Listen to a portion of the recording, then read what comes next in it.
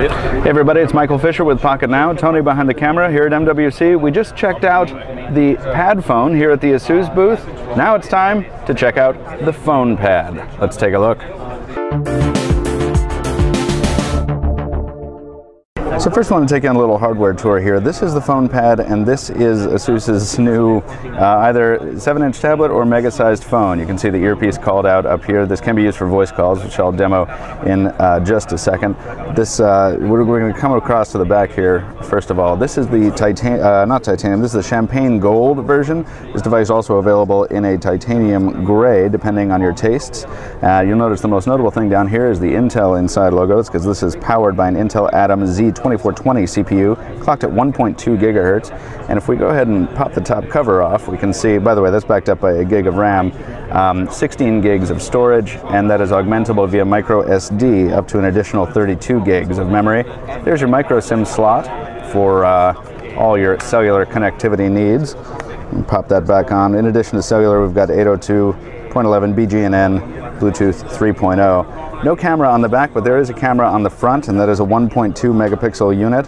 The battery life is being quoted at 9 hours. I don't have a milliamp hour rating. I think it's a little bit north of 4200, but don't quote me on that yet. And there's that display. This is a 1280 by 800 WXGA resolution display with 10-finger capacitive touch. And there you can see the ASUS skin, subtle in some areas, not in others. This is Android 4.1.2, so if you hop into the launcher, you'll notice that is almost that actually is a stock experience. It's almost indistinguishable from a Nexus 7, say. So you come back here, you see some of ASUS's widgets, including my favorite, the little phone pad charge indicator. A little more impressive on the pad phone, maybe, but still pretty cool here. Little mail indicator, the clock, but really, notable when you drop down the notification tray. This is entirely different. Obviously, very, very ASUS. And also when you say fire up a text message here, which by the way can be just a regular old SMS because this is a phone, and you notice the different keyboard there that ASUS has thrown on here.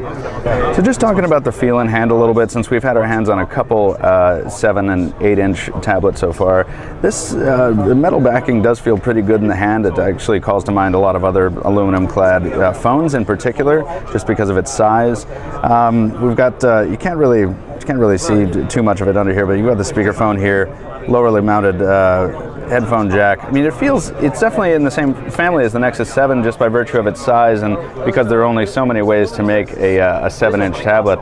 But the metal feel in hand it feels good, but I'm not entirely sure I'd want to throw this down on countertops quite as freely as I do the Nexus 7, just because I feel like this is going to get scratched up a bit more than a rubber-backed device.